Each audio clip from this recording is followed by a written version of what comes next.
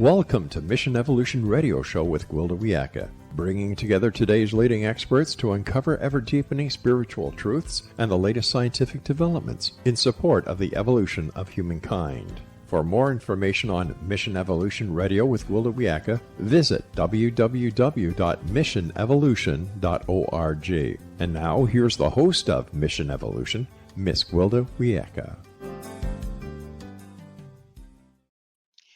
Where are you on the health disease continuum? The answer may surprise you. Mission Evolution Radio TV show is coming to you around the world on the Exxon Broadcast Network, xzbn.net. With us this hour to explore the health disease continuum is Dr. Thomas J. Lewis. Dr. Lewis is a leading authority on the mechanisms of chronic disease. He holds a Ph.D. from MIT and credentials from the Harvard School of Public Health. His main focus as leader of Health Revival Partners is translating the best of breed medical knowledge from mentors and thought leaders into logical disease prevention and reversal medical protocols. Dr. Lewis is the author of numerous books, including Cancer is an Infectious Disease. His website, healthrevivalpartners.com. Dr. Lewis, thank you so much for joining us on the show. Gwilda, my pleasure to be here. Thank you for having me. Thank you. I think this is such an important topic right now because it seems to me, I could be wrong, please correct me, but it seems like chronic diseases are on the rise. Well, the statistics are there. Like in early 1900s, 16% of adults had a chronic condition. Now 60% and 40% have two or more. And we just can tell by the pharmaceutical usage that there's a huge uptick. And if pharmaceuticals were working, when we see a decline, not an increase. So obviously they're just symptomatic treatment at best. So it satisfies a human need for instantaneous gratification without solving critical problems, which is a sad case. The other piece is when we compare our longevity to, say, the Japanese, we live 9 years shorter, yet we spend a lot more and take a lot more drugs in our health, through our healthcare system. So we can see a lack of congruency between the two. Absolutely. So tell us a little bit about your training. So how I really got into this business is as a scientist, I was always looking at disease mechanisms. I had this mentor, a fellow student at Worcester Polytechnic Institute, and I was studying organic chemistry. And he said, Tom, stop memorizing reactions and learn mechanisms. And fast forward 20 years, 30 years later, I said, you know what? Medicine is a science. And why do we have 68,000 diagnostic codes? I mean, aren't we a whole? The diagnostic codes reflect the fact that things are looked at very much in isolation. So in my world, really 5 mechanisms, 5 compared to 68,000, really tell the story of chronic disease, which is pretty much 90% of healthcare costs, misery, and the driver of early mortality, and even in the COVID era, the sudden death syndrome. So, would you mind? I mean, I know all of us know it or are kind of familiar with chronic disease, but let's define it. So yes, I mean, the simplest way to define it is, inflammation is considered a driver of essentially every disease. But inflammation is inappropriately blamed because inflammation at the end of the day is a measure of the peaking or the activity of our immune system. So we really need to titrate back down and find out what is driving the inflammatory process. So the problem we have is when we look at regular labs and we have an event, I have a little graphic of a lady sneezing, into a handkerchief. Do we catch Alzheimer's? Do we catch heart disease? Do we catch diabetes? Do we catch other metabolic and, rheumatoid arthritis, things like that? Certainly we don't. And so we're programmed to instantaneous gratification, and we want to see that result after something very wrong happens in our life. But there are clues for decades. Like, if you look at Harvard Medical School did this, you looked at kids, 20-year-olds, 30-year-olds that died in auto accidents, and you analyze their brain, they actually have the beginnings of the amyloid, the hallmarks of Alzheimer's, in their 20s and 30s. And so this disease can matriculate over 40 or 50 years. So the point is, we have to be able to measure differently to see the genesis of this. And then everything in nature, that little complex term, but the Gaussian curve, the bell curve, or log linearity, things happen very slowly at first. And then if you don't take the proper measures, then all of a sudden it can escalate and go up very rapidly. And so we look at chronic disease as an acute syndrome because that's how it manifests. But it really is, think about Smokey the Bear. Okay, we have a huge blazing forest fire and it's out of control. That's what the medical system is dealing with. But Smokey the Bear says, put out your campfire, because that little ember, and the wind comes along, can take that ember and start something that may start out as very small and then morph into something tragic when you're talking about health consequences. So really we have two diseases. We have smoldering, chronic, and we have flaming, acute, but they're highly interrelated. So why are our lab tests, our standard reference ranges, and things, the way we measure health, they're very gross. They don't pick up the smoldering. And so one of the initiatives that we did is looked at labs from a very different lens, from the smoldering lens. And so what we found is that in the literature, the medical literature, it's a completely different industry from healthcare delivery. There's tons of data that shows how a biomarker, let's just pick C-reactive protein, that's inflammation in the vessels mainly. Okay. How does C-reactive protein affect mortality? So there are studies that show what are called hazard ratios for dying young as C-reactive protein goes up, or if C-reactive protein is consistently slightly up over a long period of time. And that's how we developed a completely different set of reference ranges for lab biomarkers. So we say our labs are titrated to early all-cause mortality. And when you do that and you compare our ranges to standard reference ranges that every doctor uses, and I know so many people complain to me that, like, I feel like crap, but my doctor looks at my labs and they say, well, they all look pretty good. Must be in your head. Maybe we'll give you some SSRI to calm your anxiety or something like that. But what they don't realize is that we are on this continuum, okay? The continuum is not linear either. We feel good, apparently well, we're apparently healthy. Then all of a sudden, whoops, symptom starts emerging. We see our doctor, the doctor dismisses it. And the next thing you know, something, untoward happens in your life that nobody really wants.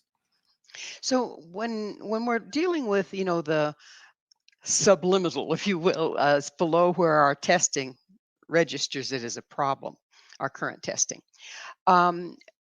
if it continues, does then genetic predisposition play in there? In other words, you could go along and never have the disease, except you don't catch the smolder, and then it busts out into wherever the weak link is genetically? I wrote profusely on this on my most recent book called Health Freedom Lost. And, the CDC states in their complete ignorance that you and I, Gwilda, are 99.9% the same genetically.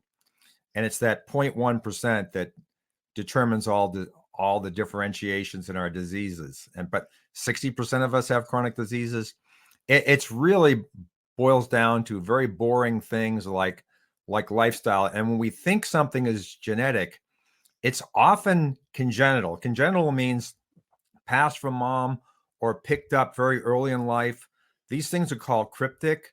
Like, if you bang your knee and you're bleeding, the association between the event and the problem is very obvious. But in chronic conditions, you can, we all have, Epstein-Barr. We get mono when we're in our 20s. We have herpes varicella that can show up later on in life, herpes zoster as shingles. So these things are latent and they're waiting opportunistically for something to go wrong in your life. And one of the major drivers today is stress. Stress puts you into fight or flight, which means you're allocating resources for that fear flight, and it's taking away resources from somewhere else. We don't have infinite bandwidth in immunity. That's why we do get sick, but we can recover. But so that's a driver. Poor nutrient density. People think diabetes is just an excess of calories. It's really not that. I mean, that plays a role. Let's not, I'm not going to besmirch Tom Siegfried and Jason Fong and Robert Lustig, but when you have excess calories, it almost always comes with a deficiency in nutrients. And what I tell people is, we're not a piece of plastic. And a piece of plastic you put out in the sunlight, and a couple of years later, it becomes powder. We have repair mechanisms. So disease is all about, or averting disease is all about keeping the repair ahead of the deterioration. And that's where micronutrients come in, because micronutrients are your carpenters. They're involved in enzymatic reactions, which was rebuilding tissue all the time. So it's not about the macronutrients, it's about the micronutrients. So I have a little story I tell. I try to create what's called an adrenaline imprint. So like when you think back in your life, you can remember tragic and triumphant things, but the banal things you don't know so much. So this is why I say, if you want to know that you are repairing, just look in the toilet and your poop is brown. Why is your poop brown?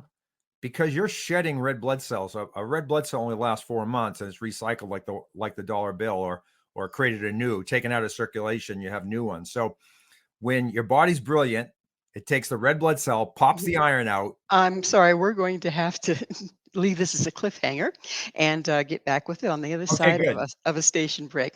Dr. Lewis and I will return very shortly, so don't go away. This is Mission Evolution, www.missionevolution.org. Is it possible to reverse chronic disease? With us this hour discussing the current healthcare system is Dr. Thomas J. Lewis.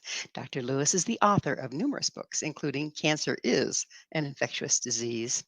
Dr. Lewis, we were in the toilet, as I recall, um, talking about our eliminations, recycle, what things look like as they relate to red blood cells.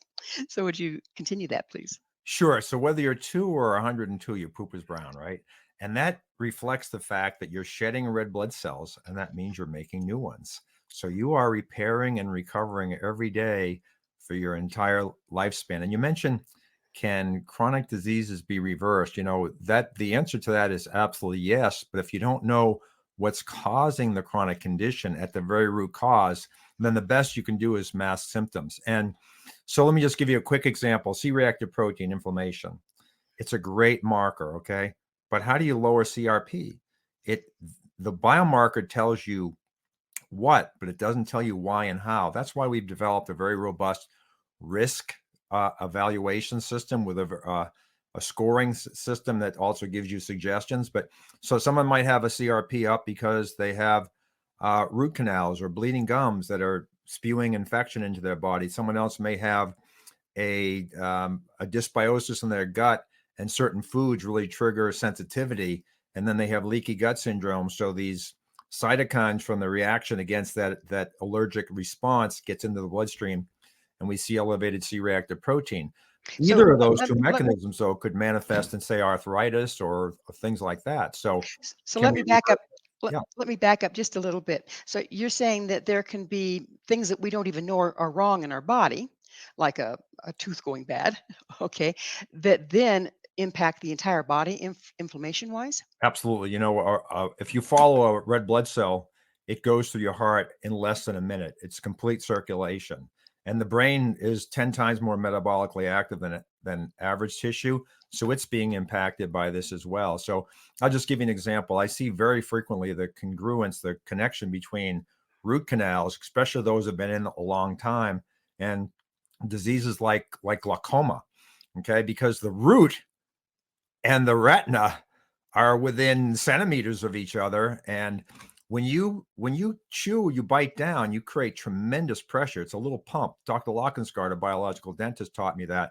So this is going into your CNS, your nervous system fluid, and into your bloodstream. And we can detect that, but it's a small signal, because we're not talking about you're grossly infected with a cold or flu. It's just a little bit of infection manifesting in the root of the tooth, and a root canal is a dead tooth, so it doesn't have immunity. So that'll spew out. And I've had many people that have different health issues, and they go to their dentist, And one lady just had a crown, not even a root canal. And the dentist said, you have a lot of infection in the crown. And there's clearly from the analytics, the technique they use to look at this, that it's impinging on your sinus. And she had constant postnasal drip. So just dealing with that infection, and in this case with a chlorine dioxide solution and some PRP and replacing the crown, actually mitigated both problems. It sounds like can be pretty doggone hard to find. You know, you've got to, when you ask questions, people tell you the truth. So like that lady said that she's had complaints about her oral cavity for a long period of time, just a little bit of recession, a little bit of bleeding gum. And then we see the white blood cell counts up. And then I have other techniques to get more granular. Then you send them to a good dentist that looks into these things. One of the easiest things to look at, which I think is the most prolific, is gut dysbiosis. And people say, oh, I have a little rumbly in the tumbly or gas, no big deal. I mean, when you have symptoms, you are well down the continuum, and we got to fix that. So, there's an expression, you are what you eat. It's not completely wrong, but it's mostly wrong. You are what you absorb. So the sad thing is, people have been in this pattern of the American diet, the SAD diet, and their guts out of whack, and they've had this come to Jesus moment, and they've improved their diet tremendously, but they haven't seen big gains in their health. It's because just improving your diet doesn't necessarily improve the gut. And when your gut's not working well, not everything's absorbed the same. So carbs and sugars are easily absorbed, but the micronutrients that are the most important are hardest to extract out of food and absorb through the intestinal wall. So even if you're eating well, if you have any kind of gut dysbiosis, your physiology is seeing junk food. So what is gut dysbiosis? Yeah, gut dysbiosis. People. Gut dysbiosis just means your stomach is not working efficiently. So you may have constant or even occasional constipation. You may have occasional loose stools or diarrhea. It doesn't have to be all the time. You may have a little heartburn, but some of the more subtle things is you have a constriction in your upper esophagus. You have a hard time swallowing. You've created a little inflammation from, you're fermenting food rather than digesting it quickly. So that creates a gas, and some will come up the esophagus and just be a light mist, and you'll see tooth erosion or just some irritation in the throat and constriction. And is that from stomach acid? Yeah, from a lack of stomach acid. So, what they do in the medical community is they give you a proton pump inhibitor or antacid, and that lowers the acid even further. So you're no longer fermenting, but you're absorbing even less. So you have to go through this transition between when you're refluxing, you have modest but inadequate acid, and we got to push you to very strong acid. So what's the medical reflux? community is going the exact wrong way. So tell us what the reflux is. Well, the reflux is simply digestive juices, mainly hydrochloric acid, dilute hydrochloric acid. And when you're breaking down food, if you're breaking it down slowly, it's fermentation. You create a gas. A gas expands by 1,000-fold compared to a liquid. It's got to go someplace. And so it's pushing on your stomach. That can give you intense pain or just discomfort or bloating. But then at a certain pressure, a little bit will pop up into your esophagus. And they call it heartburn because if the acid's strong enough, but not strong enough to be a good digestive medium, you feel it in this delicate esophageal tissue. Whereas the stomach lining is strong enough to hold very strong acid without any pain. It's very different tissue. So when you have that acid reflux, does it start to damage the esophagus? Yeah, I mean, at the late stage, it's called Barrett esophagitis, or you can even have esophageal cancer because you're really inflaming that tissue constantly. So this is not a good thing, but that's usually easily fixed by what I call fixing the stomach ecology with acid, apple cider vinegar, fermented foods, probiotics, prebiotics, bile salts, digestive enzymes. That's kind of the milieu, the terrain of your stomach. Now, a lot of people have other digestive issues that are more related to the colon, and we got to get those organisms downstream. That's why different companies have come up with Spore, but we're now looking at suppository probiotic and gut ecology constituents in a suppository. So, the gut is an open system. Here and there we have a hole, right? And so everything is going in the mouth, but going up the anus is actually a very effective way to fix. Not everybody needs this, but people that have had refractory problems with gut, with diarrhea, with constipation, with gut pain, things like that, that's really the way to go. And this is right from Dr. Sabine Hazan. It seems like in times past, every nationality had traditional foods that we're now finding were very important foods for our health and for our health balance. Like some people, they ate a tablespoon of yogurt with every meal, or Mhm. just different, and they didn't know why, but Mhm. that was the way it developed. And now that we've got all this processed food and we've altered everything, we're no longer getting that, are we? It's so true. Weston A. Price looked at 14 or plus or minus indigenous cultures, and we don't have to eat the exact same thing that the islanders were eating, or the people in the mountains of Switzerland. We need to eat whole foods, and our microbiome adapts to it. How does it do that? Like, you put out a piece of lettuce, and guess what? It's rotten in a couple of days. There's organisms there. Even if it's not fermented, you're still populating and repopulating the microbiome with the organisms that will help break it down.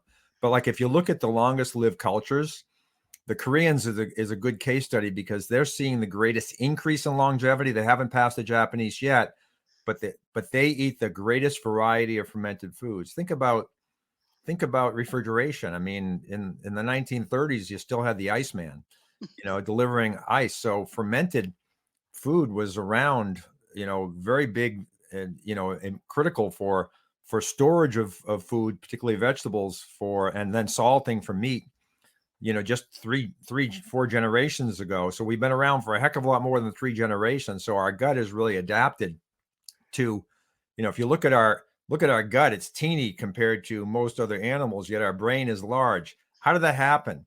Because we learned how to eat pre-digested food. Salting starts breaking the protein down. Fermenting breaks down the food. Cooking is really critical. I mean, a lot of people like the raw diet. If your gut's perfect, cook. I mean, you can eat raw, but if not, I always recommend people cook, because that's the first part of digestion that's outside of your body. And we don't have a lot of time. You have 3.5 hours to break down everything into a liquid, and if you don't, it doesn't get absorbed. Well, we're about out of time in this segment, but it sounds like absorption is a major portion of lack of absorption leads to many of the diseases you're talking about. Absolutely. And I can tell you how we measure absorption. Okay. Is it long or is it short? Because we're just about out of time in this segment. Well, it's just the erythrocyte sedimentation rate, which is a marker of mineral status for the most part in your environment. It's an extremely inexpensive blood test. Oh, interesting. Okay. And is it easy to get, common to get? Is it Oh yeah, they used to run it in the office, because it can be done in a test tube on a bench in your doctor's office. They don't do it anymore, and most doctors don't even run the test or know what it really tells them. But it really is looking at one of the most important processes in your it's body. And it's that maybe, time. We'll have to pick up on the important process on the other side yeah. of a station break. Dr. Lewis and I will be right back to continue our discussion. You stay right there.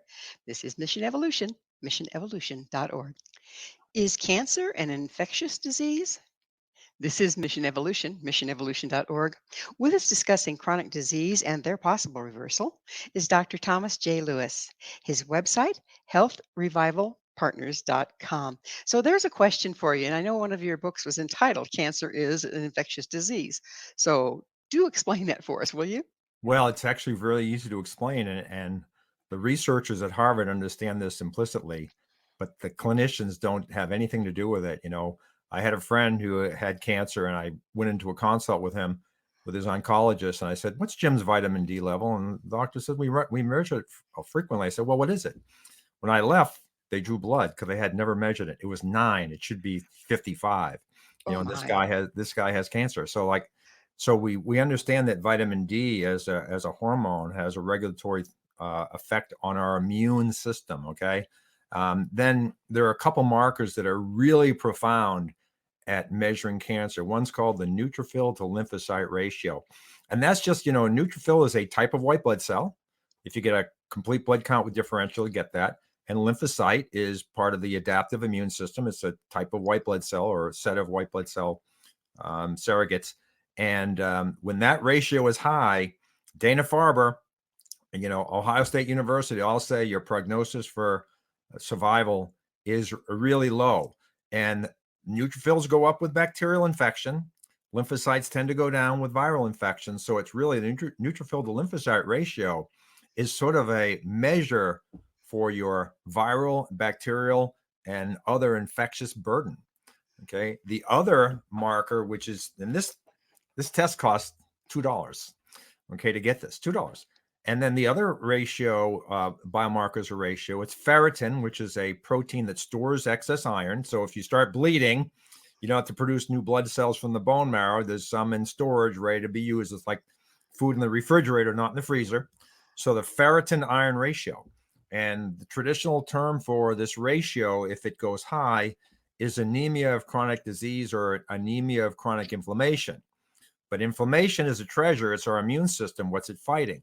So there's a very strong correlation between elevated ferritin, low iron, and infection. In fact, when I had Delta COVID, I went to the LabCorp to pull my labs, and my ferritin to iron ratio, they all said the spike is killing the red blood cells. No, your brain, your whole body, God is saying, bacteria, viruses, they need iron to replicate. So I'm going to leave the smallest amount of iron in your circulatory system that I can. And I'm going to put the rest into storage so there's no replication. So just those two $5 worth of testing proves, based on what everybody knows, Mayo Clinic, anemia of chronic inflammation, neutrophil to lymphocyte ratio, Harvard Medical School, and many, many others, just show that these markers are very well tied into infection. Then you have H. pylori, Nobel Prize in Medicine 2005 for stomach ulcers, but it's now been shown colorectal cancer, gastric cancer, anal cancer, Barrett's esophagitis, very strong connection between H. pylori levels in the blood detected with antibodies and those types of cancer. Chlamydia pneumoniae, why do non-smokers get lung cancer? Mycoplasma, which is in the news now, which I've been measuring for 20 years. Chlamydia pneumoniae, not the STD, folks. You don't have to worry about getting that test and having your partner say, hey, what's up? Chlamydia pneumoniae is 99% of the chlamydial infections, but it's a lung-borne thing. So to bring this back to the layperson, is cancer an infectious disease? 100%. But I noticed in the title, cancer is an infectious disease. I didn't say it's only an infectious disease. Anything that can create perpetual inflammation. So like asbestos is not an infection, but it's a irritant the body hasn't figured out how to remove from your body. So it's there constantly creating irritation and inflammation. So, there are many mechanisms, toxins, and other things that can elicit a tumor response. But so is this why cancer is so hard? The cause of cancer has been so hard to find, is because it's so vast. Well, they're not looking in the right places. So, but the shame is, see, the drugs we have available, that's a business decision, and the research that's left on the shelf is vast. So the researchers tend to know all this stuff, but what you get in the pharmacy is a business decision. So it's not always the best of breed cure. I mean, look, they're Fortune 100 companies, and we're all making money if we're investing in mutual funds from these companies, and we want to see that stock go up. But they're not solving these problems. They're not that complicated. The understanding of infectious antecedents of cancer have been around for a long, long time. So what is the health disease continuum? So the health disease continuum is a measure of biomarkers that indicate what we got to realize is we're not either healthy or sick. Somewhere on the planet, it's the healthiest person. Somewhere on the planet is someone who is really sick and is about to die. And the rest of us lie in between. So the health disease continuum is just an idea for people that feel pretty good to realize that they're not optimal. So they're not just healthy. There's classifications of this, and we measure that very accurately because all our biomarkers are ranges of that we use for these biomarkers titrated to early all-cause mortality risk. And we know the hazard ratios for each. So we've created an algorithm that we can take our standard panel called our chronic disease temperature panel looks at 20 biomarkers. And it's a blood test, right? It's a blood test. It's a Okay. it's a 57 marker biomarker panel, 20 of which really tell the story of chronic disease. And so what we do is we take all the values of each of those 20 biomarkers and aggregate that into a score, which we call your chronic disease temperature. And that really places people very accurately on the health disease continuum. So you can have two people like you and me, Gwilda, and we take our chronic disease temperature, and it becomes very obvious when I get that result that one of us is healthier than the other. Hopefully we're on the healthy end of the scale and we're both very close. But so it's all about precision and accuracy of testing. And So if you are able to access these tests, does that give you kind of a heads up that you don't have huge symptoms or anything, but if you continue on the path you're on, it could go wrong in a hurry? Is that a place where we can correct it more quickly than once it's gone wrong in a hurry? 100%, because when I talk about going up this bell curve, if you're up here, it's a lot harder to bring you back down to here. But if you've been moving in the wrong direction, okay, you're moving in the wrong direction. If you're way down here, which we can measure very accurately, to get you back on track and improve your biomarkers, which is a marker for your longevity, then that's actually a very easy process. I talk about the true bell curve, and once you go over that hump, it's very, when you're on the upswing of the hump, we can get you back down. But once you go over that hump, it's often very, very difficult and takes a long, long time to reverse it. But once again, I think, is that when we have to really take some strong measures, like radical diets and that sort of thing? yeah, when we look at mechanisms, it's not about radical diets. It's about, eating well, eating things with a single ingredient on the label, taking care of your mouth and making sure your digestion is good. So if what you're taking in, you have proper calories and nutrient density, and you're absorbing properly, then usually a lot of these diseases reverse. Now, sometimes we'll use, like David Brownstein's a very famous physician, functional medical doctor up in Bloomfield, Michigan. And we call this protocol, named after him, the Brownstein protocol. So every once in a while, we'll pull out this protocol, and it's very high doses of vitamin A, C, D, and iodine. It needs to be administered under physicians or medical professionals' care, because you may not be adapted to some of these things. But so sometimes just the nutrition alone or radical diets aren't sufficient enough when you're up here higher, when we're trying to get you back down. So we will go into different, but not just supplementation, sort of aggressive short-term high dose supplementation. The other thing I use is immunoglobulins, which are natural generic antibodies that, with these chronic diseases that often, not always, have chronic infections underlying them, like the Epstein-Barr, like the chlamydia pneumoniae, like the oral pathogens. They hide from the immune system. So what we do is we look at how immunity is. It's hard to throw in, increase your white blood cells, artificially from the outside, but to increase immunoglobulins, antibodies, things like that, and other immune components that are natural, like vitamin A and vitamin D, which has been used to treat diseases like tuberculosis 200 years ago, are the kinds of things that I like to use first. Do we ever have to go to pharma? Once in a while, but we try to avoid that. We're about out of time in this segment, but I do have a question for you. There's a whole bunch of hype and about this supplement, that supplement. You hear you need vitamin this for that, and everybody starts taking that vitamin. What's your stance on that? Is that helpful? Is that useful, supplementation? So what I do is we have 5 mechanisms, and we call it the hierarchy of health. What's the most important thing in terms of, like, you're building a house, you have a foundation, and the foundation is more important than the windows. So when you look at things from a systems approach, from a really mechanism of disease, then you can determine what supplements may be more beneficial for you than others. A lot of them are probably a waste of money. You're chasing down a rabbit hole that something up here can fix that, so you don't have to take this supplement and that supplement and that supplement and that supplement. You work up here from top down, and you can usually solve a lot of problems with a lot fewer supplements. Well, it is that magic moment. We're going to take another station break. Please stay with us as Dr. Lewis and I continue to explore what we may be missing in our approaches to healthcare. This is Mission Evolution, www.missionevolution.org.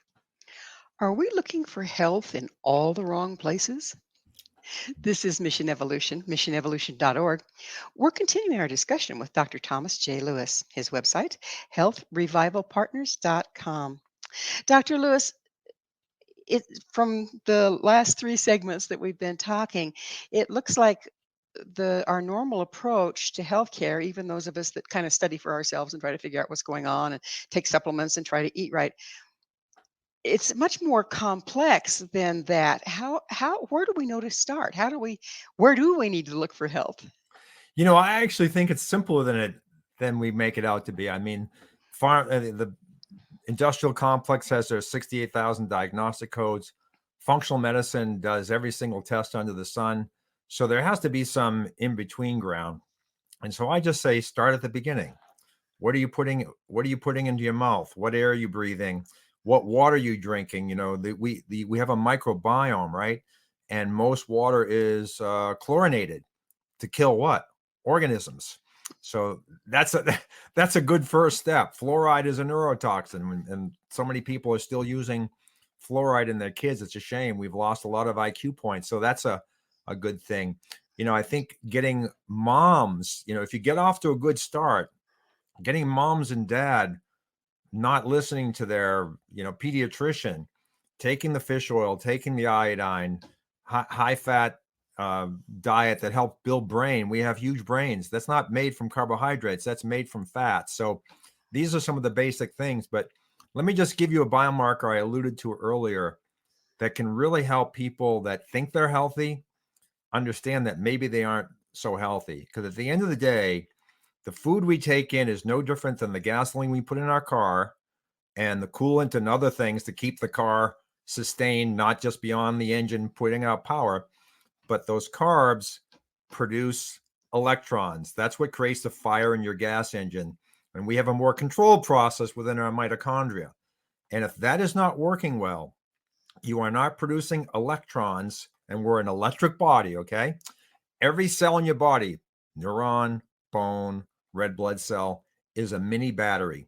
And the red blood cells are particularly easy to measure because they go through capillaries, single file, and they're playing bumper cars, but they never touch in a healthy blood because they have a charge on that creates a repulsion. And that is measured with the erythrocyte sedimentation rate. So this is the measure of how fast red blood cells settle. And they shouldn't settle at all because they're repelling each other. If they do, they're sticking. Do you want an 18-wheeler running through your blood, your capillaries, or you want a Ferrari? And so that is the reason why the erythrocyte sedimentation rate, a $2 test, is so important, is because it's measuring the complete end game of everything you're doing to be healthy. What is the electrical potential that you're producing? What is the sort of the electricity in your body? And that number should be 2 millimeters per hour or less. The standard of care says up to 40 is okay, 40 millimeters of sedimentation. When you have 40 millimeters of sedimentation, you have, you're on a highway and there's not a single car on it. It's just 18-wheelers. And that's what you don't want. So, and so 2 things really drive that. One, malabsorption. Well, 2.5. I'll use my Boston accent. Insufficient nutrient density in our foods. And, most foods that we get in the regular grocery stores are grown on soils that are very depleted. So I always recommend people take a liquid fulvic humic with their daily, an ounce or 2 of this, which has all the micronutrients that was in our old decaying vegetables that they've extracted. But the other thing are these chronic infections, which, how do they live? They live on electrons. So they are electron stealers. So you're producing electrons in your cells, but these organisms are stealing them. And, I see this all the time, that the number one real complaint is gut dysbiosis, but a lot of people ignore the symptoms. You shouldn't. But the number two is chronic fatigue. And chronic fatigue is either, you're not repairing well and your body's struggling to rebuild tissue. But the other thing is these organisms are at the buffet table inside your cells, the mitochondria, and they're stealing electrons out of what's called the electron transport chain to make your energy ATP. So like they're taking what would otherwise lead to the generation of your energy ATP before it can get there and make it.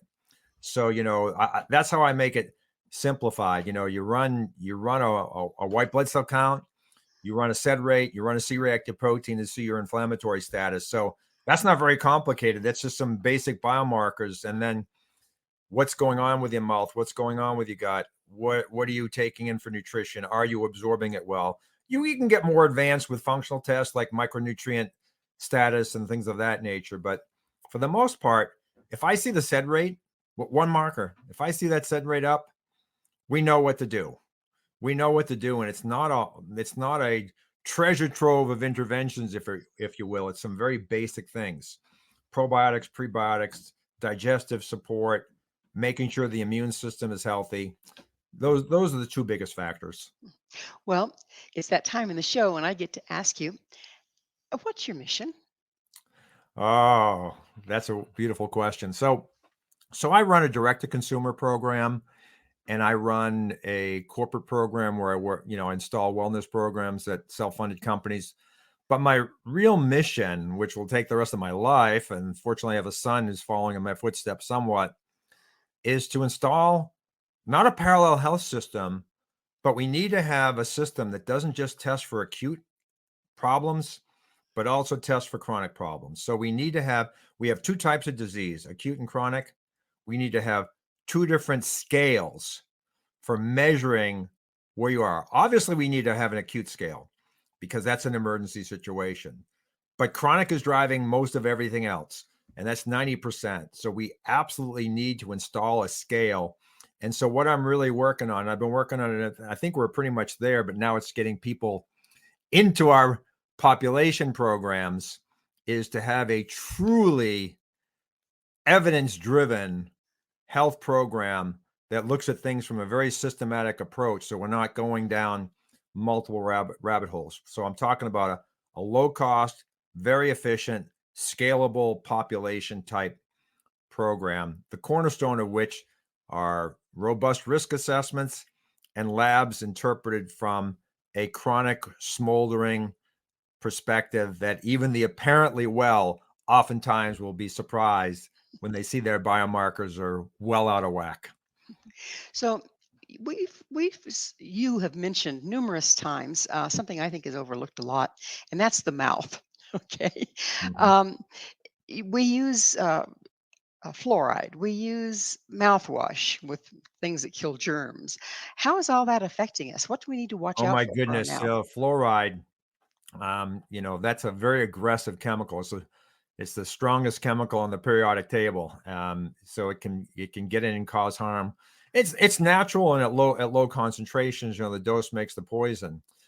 But Nathan Bryan, who's a guru on nitric oxide, has shown that in athletes that he did testing with traditional mouthwashes, that their blood pressure goes up in a bad way.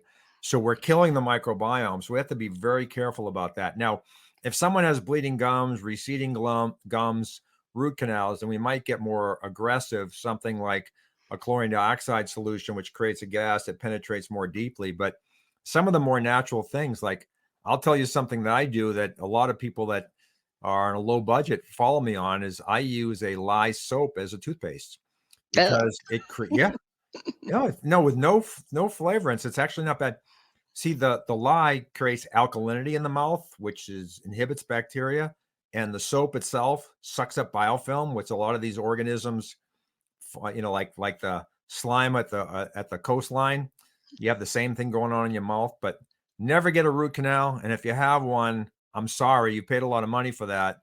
But the biggest thing I can suggest for you, if you're over the age of 60 and it's been in there a while, that has to go, because it'll be an ongoing source of low-grade inflammation and infection. And as you age, your immune system, immunosenescence comes down. So these pathogens are going to go up. And the number one thing that oral pathogens cause is vascular disease. What's the number one killer? Vascular disease. A dear friend of mine published a paper and she proved it for the last 30 years called Alzheimer's, a spirochetosis. And spirochetes are like Lyme disease, but spirochetes are also in the mouth. So the number one cause of Lyme syndrome, Lyme brain, joint pain, shrink as we age, the organisms get in and chew up the discs, which are nice. Like I call them the Twinkie equivalent of a bone. And so they can get everywhere and cause all kinds of havoc. So obviously, I've talked a lot about these infections, but if you keep your immune system healthy, we were designed to be in balance with these things. They're here for a purpose. When we die, just like that piece of lettuce that starts rotting, that's what we're supposed to do. They're already there. Okay. But as long as we keep the immune system above these guys, we're all set. But see, in our modern world with the glyphosate, the toxins, the endocrine disruptors, the low quality food, the eating too many carbs, the low fiber levels, antacids and other drugs that affect our gut microbiome, we're really put in a compromised position. Well, unfortunately, we're out of time. But thank you so much for coming on the show and opening our eyes to new ways of looking at sickness and disease. Been my pleasure, Gwilda. Thank you so much for having me. Our guest this hour has been Dr. Thomas J. Lewis. Dr. Lewis is a leading authority on the mechanisms of chronic disease and the author of numerous books, including Cancer is an Infectious Disease. To find out more about Dr. Lewis, where you can find his books and all he has to offer, visit his website, healthrevivalpartners.com. This has been Mission Evolution with Gwilda Wiyaka. For more information or to enjoy our past archived episodes, visit www.missionevolution.org. But please be sure to join me right here next time as this mission will continue, bringing information, resources, and support to an evolving world.